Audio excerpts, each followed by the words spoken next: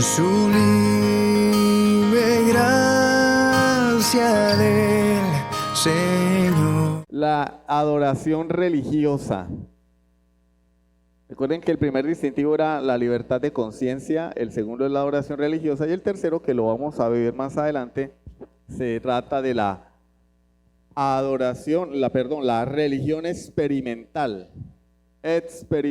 Pero estamos en el distintivo puritano de la adoración religiosa o principio regulador, y ya hemos visto varias cosas, hemos visto cómo antes aún de la ley, para aquellos que afirman que Dios estableció la adoración fue en la ley mosaica. Ya hemos visto cómo a lo largo de la historia, antes de la ley, el Señor ya iba dando luces, ya nos iba dando pistas a través de obras de revelación, a través de mandamientos implícitos, cómo debía ser el adorado. Básicamente el principio regulador de adoración nos dice es que solo Dios tiene la prerrogativa de establecer cómo debe ser la adoración a Él. No es competencia humana, que ese es el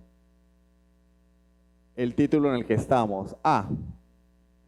Es el derecho o prerrogativa de Dios como creador soberano y no de las criaturas determinar la manera en que Él debe ser adorado. Entonces eso no nos compete a nosotros. Y pues vimos la Confesión de Fe de Londres, que no obedece a sugerencias, opiniones, ni tampoco a las mentiras de Satanás, el establecer cómo es el culto. Vamos al punto número B, que es lo que vamos a ver hoy. La sabiduría de Cristo y la suficiencia de las Sagradas Escrituras son cuestionadas cuando añadimos a la adoración elementos que no han sido designados por Dios. Obvio, pues, si la Biblia dice una cosa y yo hago otra, o si la Biblia no me manda algo y yo lo hago en cuanto a la adoración a Dios, pues estoy desvirtuando la suficiencia de las Escrituras. Estoy dando a entender que la Biblia no es suficiente, que a la Biblia yo le puedo añadir mi opinión, mis pensamientos, mis ideas. ¿Ustedes recuerdan cómo fue que se construyó el tabernáculo de reunión?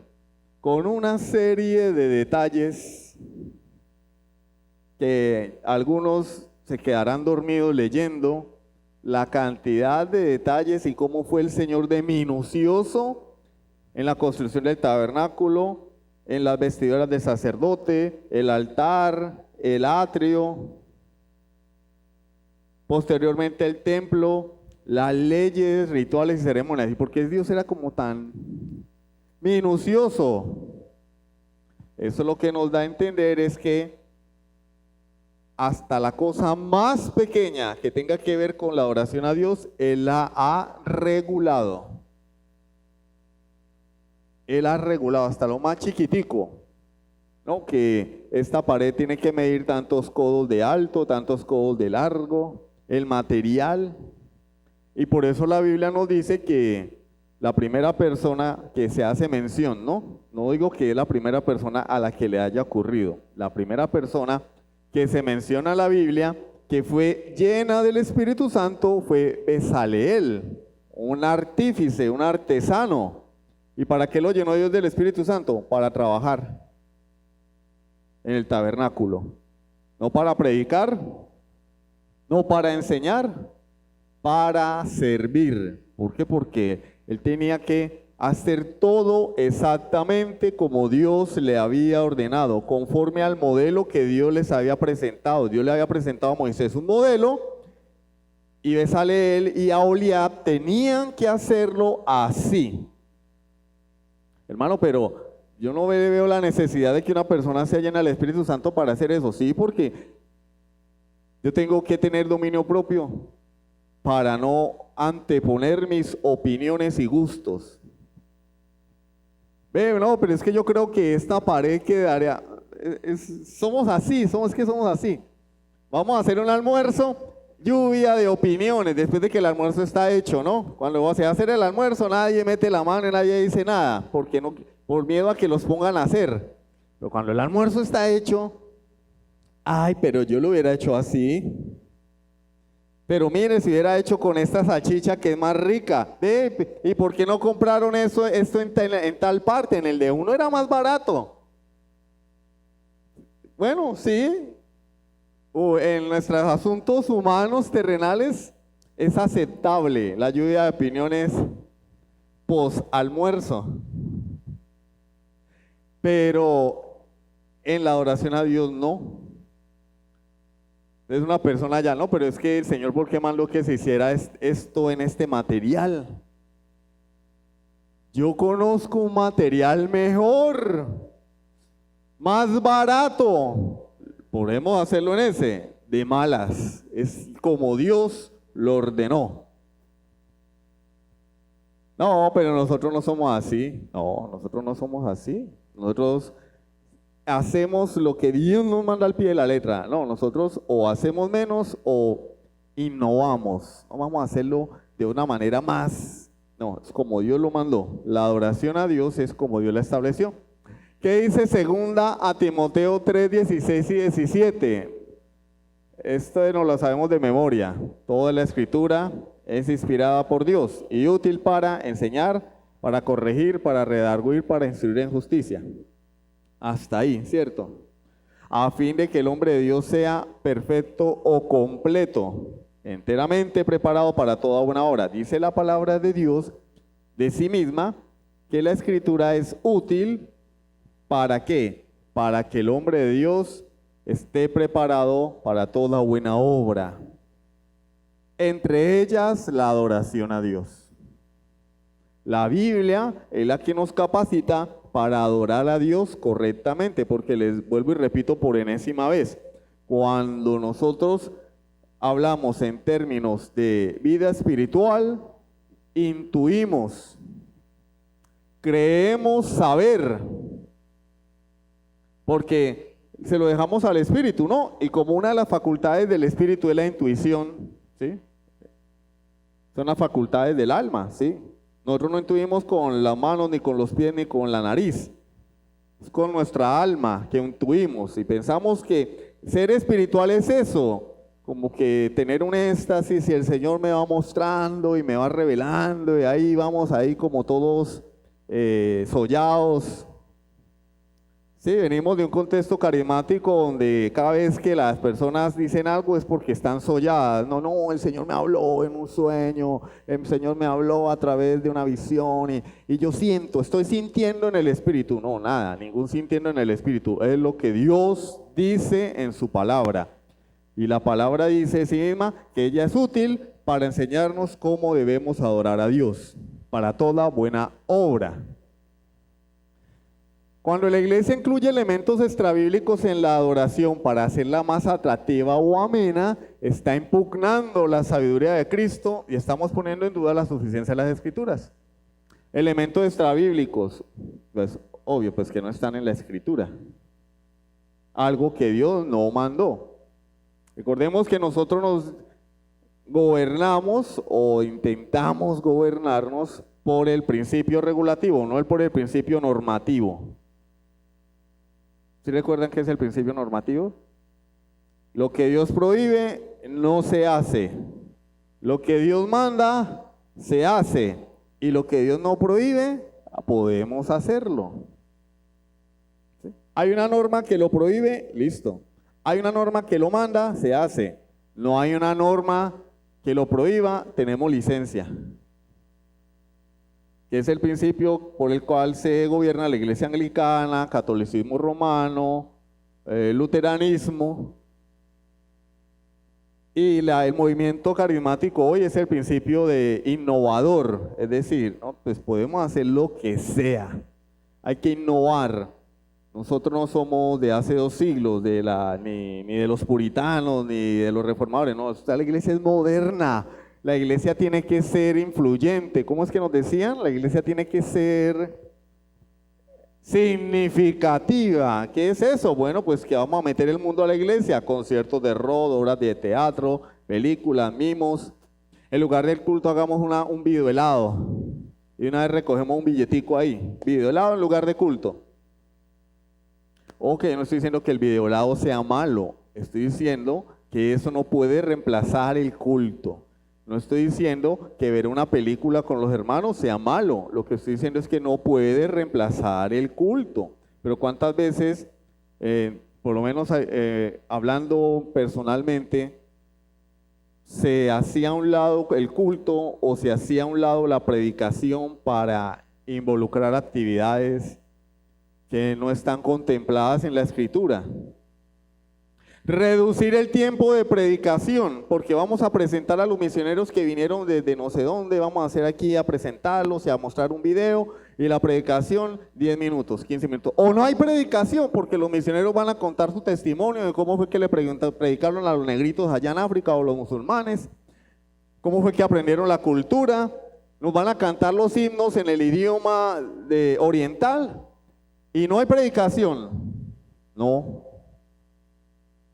Vinieron los misioneros, felicitaciones. Después los saludamos cuando termine el culto, pero el culto se lleva a cabo como Dios lo ha establecido. Lo contrario es minar la autoridad de la Escritura, impugnar la sabiduría de Cristo. Efesios 3, 20 al 21. Por favor, Efesios capítulo 3. Vamos rápidamente. Dice: y a aquel que es poderoso para hacer todas las cosas mucho más abundantemente de lo que pedimos o entendemos, según el poder que actúa en nosotros, a él sea la gloria en la iglesia, en Cristo Jesús, por todas las edades, por los siglos de los siglos. Amén. Mira, aquí dice que él hace las cosas mucho más abundantemente de lo que pedimos o entendemos. No, pero es que yo no entiendo por qué el culto se hace así. Si en la otra iglesia se hace diferente, es más movido, más ameno. Es porque Dios no lo ha mandado. Y si yo no lo entiendo, la adoración a Dios no es para que yo la entienda, es para que obedezca.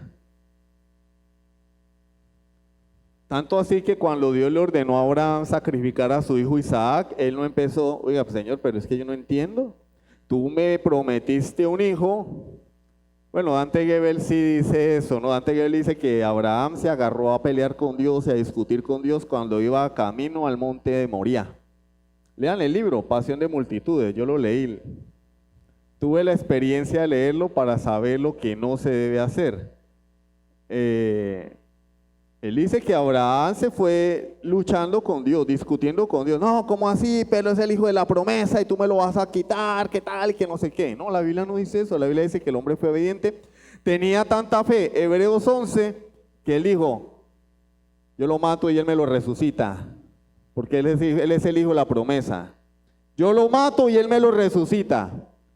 Porque él me prometió que de él vendría la bendición para todas las naciones. La fe de él era tal, por eso dice padre de la fe, no padre de la murmuración. Pero Dante Gebel, queriendo rebajar a la fe de Abraham a un nivel mundano, terrenal, casi de un inconverso, dice que él se agarró a pelear con Dios. Eso para los que les gusta Dante Gebel, Claudio Freyson y toda esa cuadrilla de mentirosos. No. El Señor lo ha establecido, yo debo hacerlo, así no lo entienda. Yo no entiendo por qué el domingo en la mañana, que uno se levanta como con sueño, nos ponen a cantar himnos. Deberíamos cantar música movida, un reggaetón cristiano, un trance cristiano. Aeróbicos cristianos para despertarnos y rendirle a Dios un culto así como el que le rindió el pueblo de Israel cuando Moisés estaba recibiendo las tablas de la ley en el monte Sinaí y el pueblo abajo estaba adorando a Jehová, pero no al Jehová de la Biblia, a un becerro de oro. Eso sí estaban haciendo algarabía y danzando y otras cosas. Entonces, la gloria solo es para Dios. A Él sea la gloria en la iglesia. ¿En dónde? En la iglesia. Por eso el comportamiento en la iglesia debe ser especial. No, pero es que yo la otra vez estuve en un seminario allá. No, pero es que el seminario no es la iglesia. Confundimos. Seminario no es la iglesia, ¿no? Que en el seminario yo podía levantar la mano mientras el predicador estaba hablando y pregunto, pero es que es una cosa, un seminario, una institución educativa que capacita a las personas en el conocimiento de Dios, pero que nada tiene que ver con la adoración religiosa. Hay que separar las cosas. Seminario, institución educativa. La iglesia, columna y baluarte de la verdad, el cuerpo de Cristo. No, pero es que en las clases, no, una cosa es una clase, otra cosa es el culto de adoración. Nosotros teníamos una hermana que tenía la costumbre de estar alzando la mano cuando yo estaba predicando. Ya es una alzadera de mano, yo creo que ya le dolía el manguito rotador de estar alzando la mano. A toda hora pidiendo la palabra. No, hombre, estamos es para adorar a Dios, no para llamar la atención. Me preguntaban esta semana, ¿y ustedes allá en la iglesia no dicen gloria a Dios? Aleluya. No, aplauden cuando la predicación se pone así. Bueno, aquí no se pone así porque a veces parece que más bien les diera sueño, ¿no? En otras iglesias se enardece el predicador y la gente entra como en un, uy, gloria a Dios, aleluya, empiezan. Yo digo, no, pero a nadie se le sale. Yo sí, puede que alguien, alguna parte de la predicación le llame la atención, le guste y diga, gloria a Dios, ahí en su puesto, quietecito, sin llamar la atención. ¿Y por qué no lo hacen? Y yo, pues porque acá no necesitamos llamar la atención sobre nuestras propias personas. Si alguien quiere llamar la atención sobre sí mismo, para eso están los circos. Puede hacer una función en un circo y todo el mundo lo va a mirar.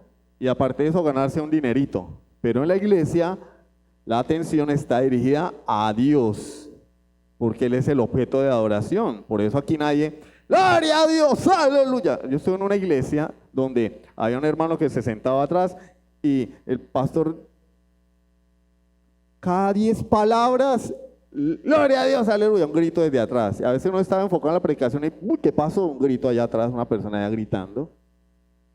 O se agarraba a aplaudir.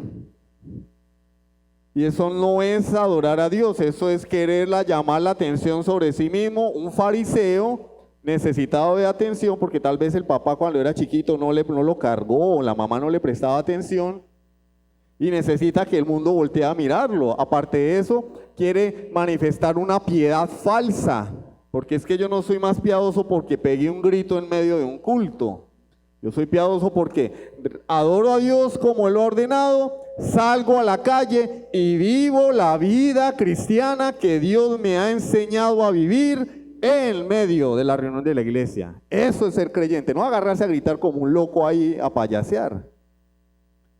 Pero eso es lo que tenemos hoy. Los que no han tenido la experiencia de estar en una iglesia carismática, tal vez no lo entienden muy bien. Yo estuve en más de una. Y la situación era esa. No. El enfoque es Dios. Primero Dios, su palabra. Se exalta la palabra de Dios, se exalta Jesucristo. Se muestra la redención de Cristo. Hay que llevar a las personas al conocimiento de Dios y a que vean la obra de Jesucristo. Eso es lo más importante. Eso es lo más importante en el culto de oración. Sigamos.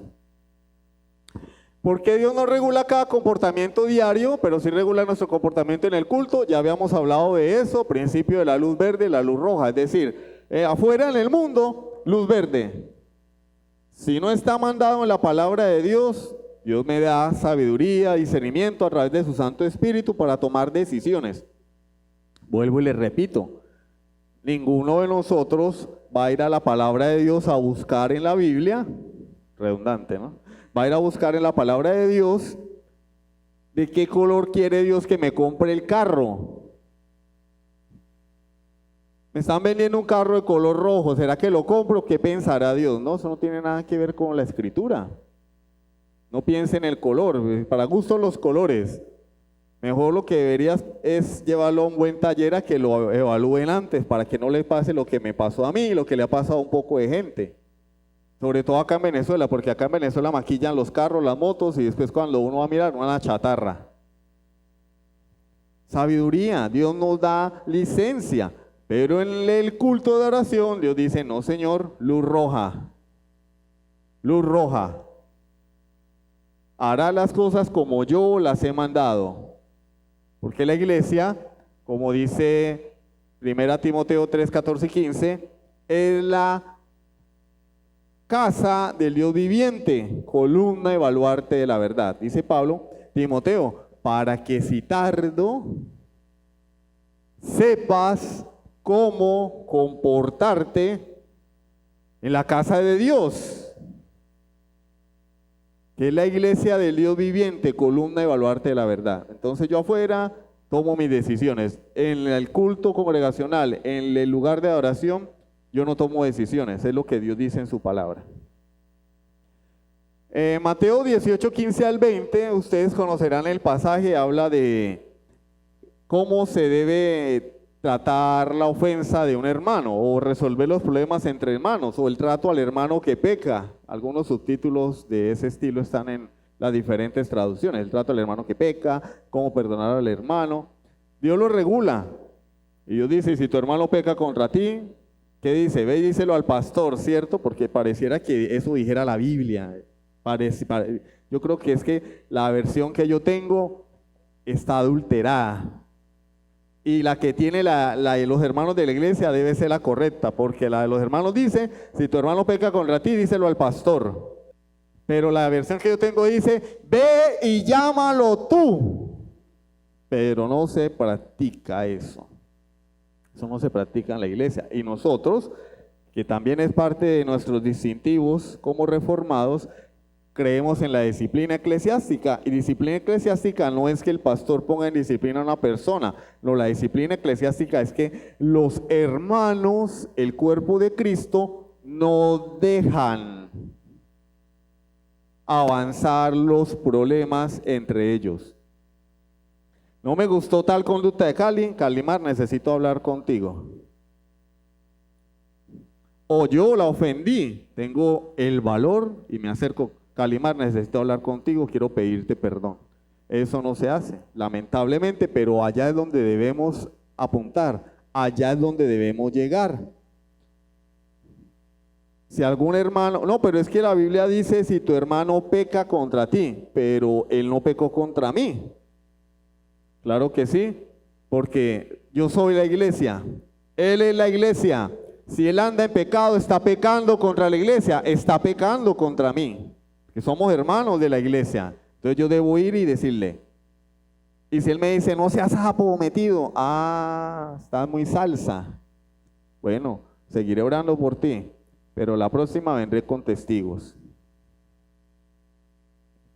Usted metido, a mí no me venga a decir, porque hay personas que son así, pues, mal manejo de la ira, ¿no? De bajito dominio propio, entonces cualquier persona le dice, se pone como el demonio de Tasmania.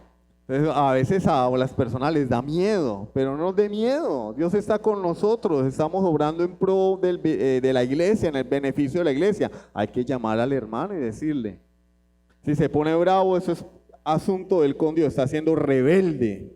Pero yo llamarlo, hermano, mira, no estoy de acuerdo con lo que estás haciendo. Dice, si te oye, has ganado a tu hermano. Ahí quedó todo. Ya. No se armó un chisme. La iglesia no se entera. Eso es ser hipócrita. Dices que cuando acá hay que ventilar los problemas de los hermanos a todo el mundo. Pero para los morbosos mejor. Al morboso que le gusta saber qué cosas hay ocultas. Pero la Biblia no nos manda eso. O es que ustedes han visto que en un gobierno salgan los funcionarios de ese gobierno a ventilar los secretos. ¿No? Como se dice, la ropa sucia se lava en casa. Tenemos un problema, listo, vamos a arreglarlo y ahí muere. Si no te oye, llama a 2 o 3 testigos para que en boca de 2 o 3 conste toda palabra. Entonces, bueno, vamos ahora, necesito 2 hermanos maduros espiritualmente, no bomberos, eso, dele, no. 2 hermanos que vayan allá a ser testigos, no a meter la cucharada, testigos.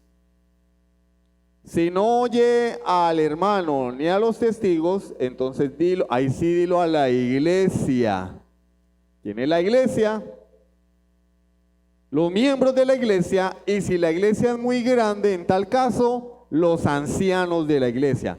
Porque si es una membresía de 100 personas, entonces vamos a hacer una reunión de iglesia con 100 personas para que traten el tema del hermano X. No. Todo va a ser un desorden y un chismorrerío. Entre más reducido sea el grupo, mejor. Si la iglesia es muy grande, la membresía, entonces se deja a disposición de los ancianos de la iglesia, de los hermanos más maduros. Y si no los oye a ellos, entonces tenle por gentil y publicano. Se le excomulga. ¿Qué es excomulgar? Hermano, ya no podemos seguir dando fe de que tú eres creyente. Te vamos a retirar la membresía. ¿Eso quiere decir que lo van a echar de la iglesia? No, eso quiere decir que la iglesia va a dudar de su profesión de fe. Eso es terrible, ¿no? Hermano, pues a estas alturas yo no creo que tú seas hermano. Serás un asistente hasta que te pongas en orden con Dios. Sí. Claro, está hablando de miembros. Y bueno, cuando son asistentes, visitantes, hay otro tipo de medidas, pero no vamos a profundizar en eso para no extendernos. El caso es que el Señor dice allí, porque donde hay 2 o 3 reunidos o congregados en mi nombre, ahí estoy yo en medio de ellos. ¿Dónde está Dios? No, pero es que está hablando de la disciplina, está hablando de una reunión formal y oficial de la iglesia. Entonces, cuando hacemos un grupo bíblico en una casa, Dios no está allí, Dios está allí, pero Él ha prometido su presencia especial y manifiesta cuando la iglesia se reúne. Por eso la importancia de venir a culto. No, es que yo me escucho después la grabación. No, es que yo el domingo pongo el culto online de Sujel Michelén. Bien que Dios no dice nada semejante. Es que en el tiempo de Jesús no existían las computadoras ni la internet. Otros dicen que cena del Señor virtual. Esos son más vivos. Cena del Señor virtual. ¿Cómo la ven?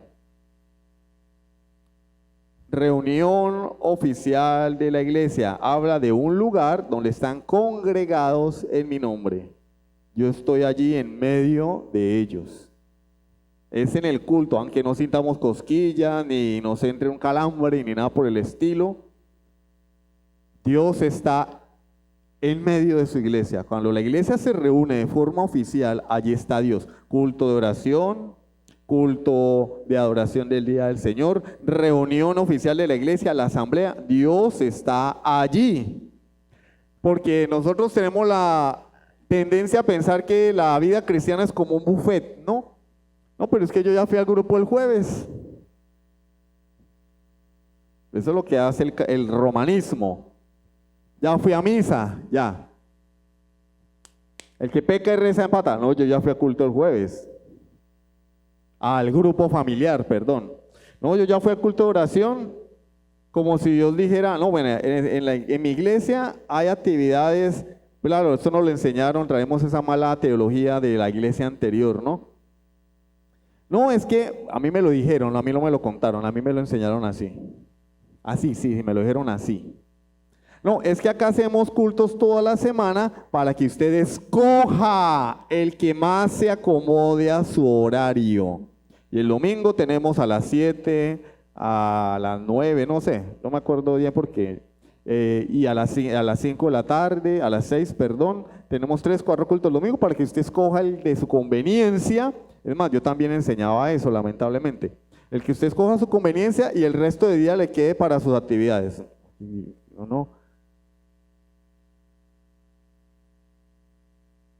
No es para que yo escoja. Dios regula su adoración. Él ha establecido un día y ese día es el día del Señor. A tal punto que hay iglesias donde el domingo hacen culto todo el día. Todo el día. Todo el día en la iglesia, porque es el día del Señor. No es para escoger, no, yo ya fui al culto allá en la casa, ya estuve en el grupo familiar, ya vine el miércoles, entonces no voy el domingo. O ya vine el domingo, no voy el miércoles, porque ¿para qué? Digo, ¿para qué a propósito, no? ¿Para qué? Eso, ¿para qué, hombre? ¿Para qué voy a ir al culto del domingo si ya fui al del miércoles? ¿Para qué voy a ir al del miércoles si ya cumplí el domingo? Entonces se está haciendo un fariseo, porque el fariseo es el que hace las cosas para cumplir. El creyente hace las cosas porque desea honrar a Dios, porque ama los mandamientos de Dios, no para cumplir. Éxodo 3:5, allí en Éxodo 3:5 cuando Moisés tiene su primer encuentro con Jehová, ve una zarza que se está quemando, perdón, no se estaba quemando, estaba ardiendo, sí, le tengo que corregir, porque cuando hablamos de quemar hablamos de una degradación, de una combustión. Esta era una combustión milagrosa porque el elemento que mantenía vivo el fuego no era la zarza, era Dios. ¿Sí? Voy a poner a explicar química aquí. La zarza estaba ardiendo y Moisés se acerca. ¿Qué es lo que le dice el Señor a Moisés? Oh, Moisés, ¿todo bien? Chévere, yo soy el Dios, el bacano. No, le dice, quita el calzado de tus pies, porque la tierra que estás pisando, santa es. Porque Dios estaba allí. Vea, ese monte era un monte cualquiera. Dios pudo haberse le aparecido a Moisés en la playa, en una cueva, en una meseta, en un valle, en un bosque, pero se le apareció en el monte. ¿Qué hizo especial al monte? La presencia de Dios. Es lo que hace especial al monte. El monte no es nada. El monte es un monte. Había más montes. Pero lo que hace especial a este monte es que Dios estaba allí. Por tanto, Dios le dice, quita el calzado de tus pies. La tierra que estás pisando es santa. ¿Por qué? Porque yo estoy aquí.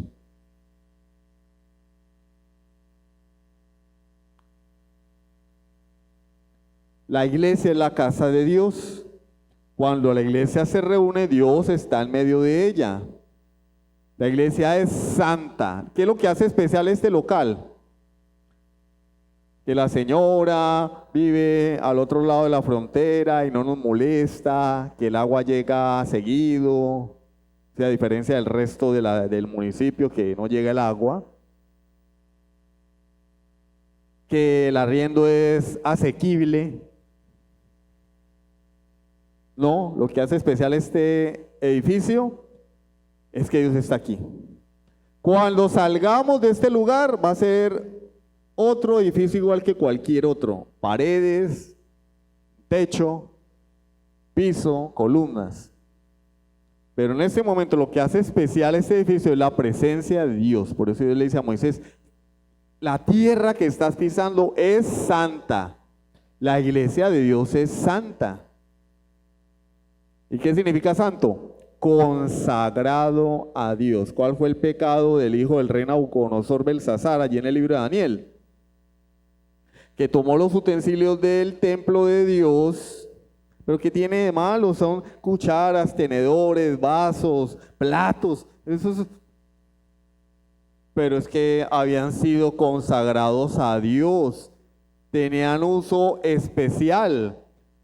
Tomar lo santo y utilizarlo para cuestiones ordinarias se llama profanar. Él profanó los utensilios del templo y ¿qué pasó? Si te vi no me acuerdo. Esa misma noche perdió el reino. ¿Castigo de Dios?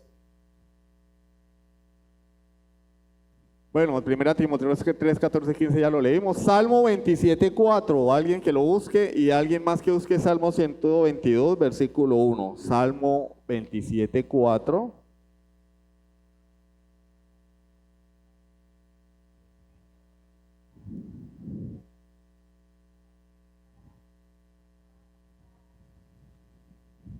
Miren cómo es la mente del rey David, ¿no?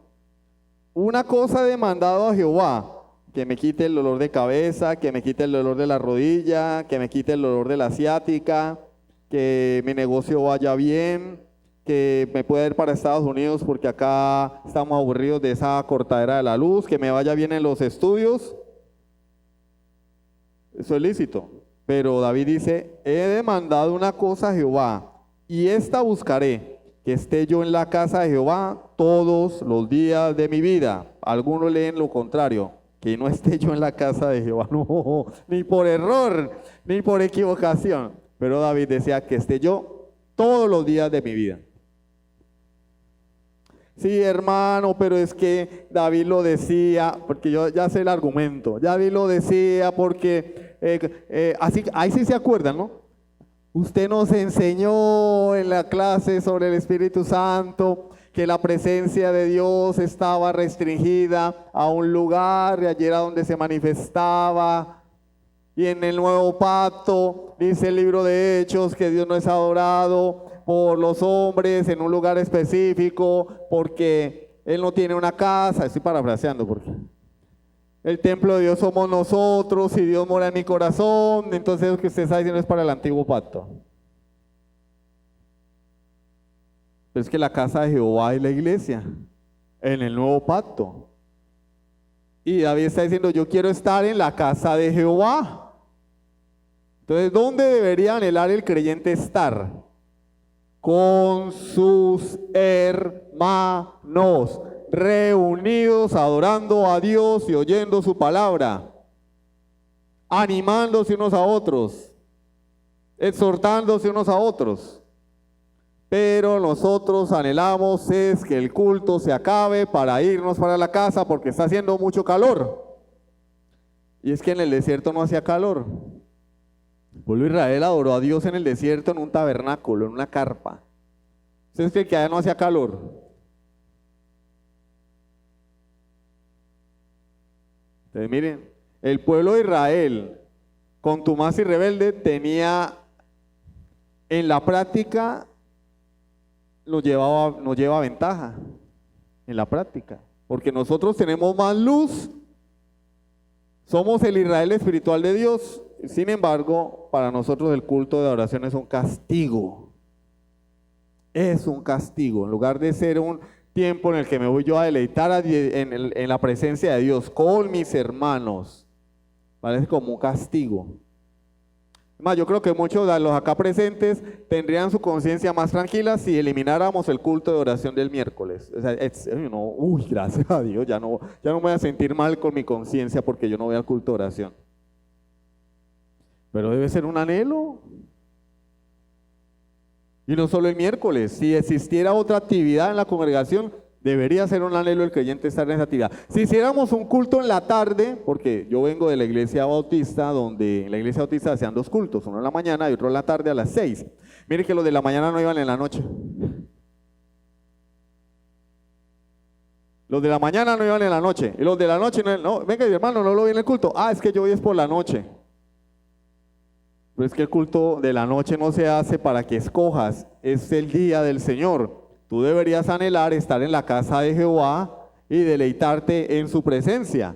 Y deberías ver el segundo culto como otra oportunidad para adorar a Dios en su día, no como un buffet. Yo escojo, no, pues que en la noche tengo que salir, voy de paseo, en la noche tengo que ir a comer hamburguesa, pizza con mis amigos. Me voy a ir a cine en la noche, entonces me voy en la mañana y me queda la noche libre. No, en la mañana llega el agua, tengo que lavar ropa, voy al de la noche. Así funciona. Así funciona. Así es que se lleva a cabo, porque la realidad es que todo el día es el día del Señor. Si la iglesia tiene más actividades en el día del Señor, la iglesia tiene el deber. No es opcional, es que si yo, no, es que no, es el deber de la iglesia estar ahí. Y eso lo vamos a ver cuando veamos las responsabilidades corporativas. Si la iglesia convoca una actividad en el día del Señor, en la tarde o en la noche, la iglesia debe estar ahí. A no ser que a la persona no le interese la iglesia. Entonces, pues ya es entendible que desprecie la reunión de la iglesia. De lo contrario, debe estar allí. Pero es un mandamiento del Señor. Yo debo estar en la casa de Jehová. Debo anhelar estar en la casa de Jehová. Salmo 122:1. ¿Quién lo buscó? Nadie. Bueno, entonces lo voy a leer yo.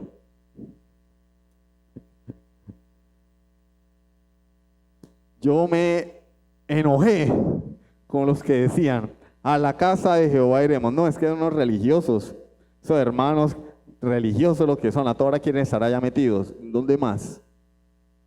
¿En dónde más? Con mis compinches inconversos. Yo no tengo compinches inconversos, yo no tengo amigos. Desde que yo me metí en esto, se me acabaron los amigos. Antes más bien a todo el mundo me lo iba echando de enemigo, incluso a algunos hermanos. Tengo una facilidad para echarme gente enemiga, pero ustedes no la creen. Mis amigos dejaron de ser mis amigos, ¿cómo la ven? Y algunos hermanos yo sé que no me quieren, pero bueno, ¿a qué le vamos a hacer? Es que quieren estar metidos allá todo el día, pero es que la Biblia lo dice, yo me alegraré con los que dijeron a la casa del Señor iremos. ¿Con quiénes? Con los que quieren estar allí, con los que quieren servir, con los que quieren adorar, con los que quieren estudiar la palabra de Dios, no con los que dicen, ay no, otra vez. No es que allá exageran, 2 cultos en la semana. No, increíble. Grupo bíblico el jueves. No.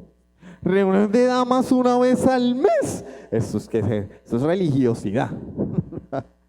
Dice, ¿cómo? Pero así estamos. La iglesia es una institución creada por Dios. No es opcional.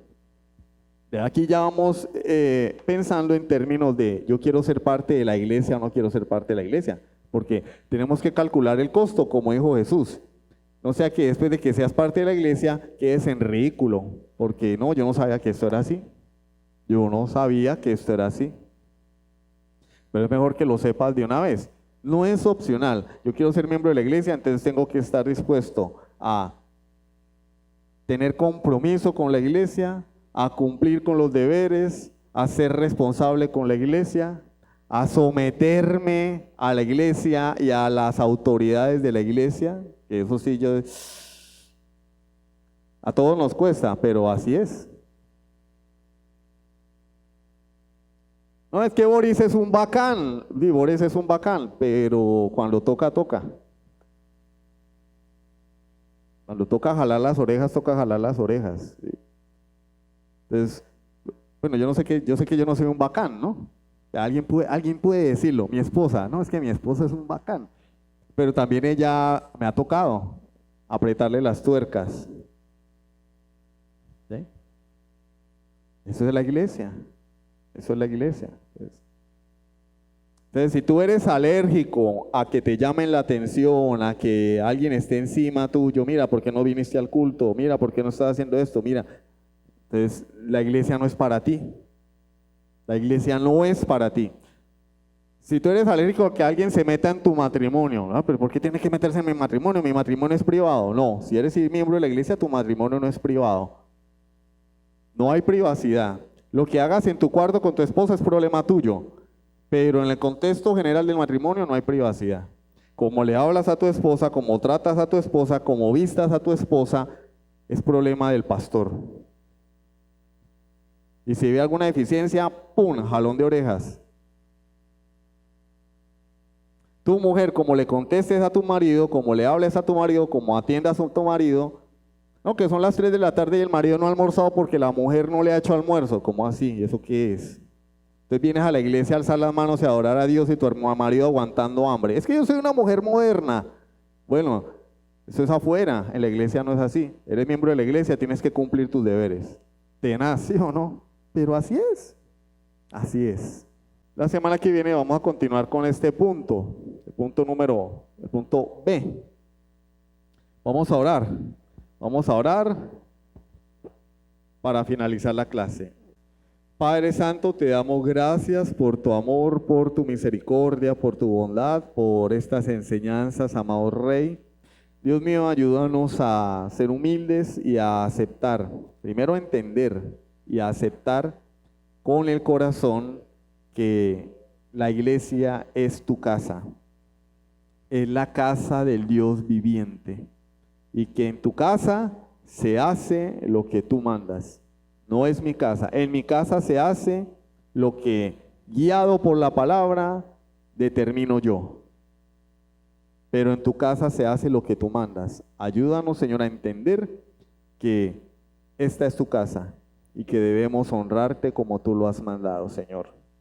Bendice a tu pueblo, te lo pedimos en el nombre de Jesucristo. Amén. Sublime gracia del Señor.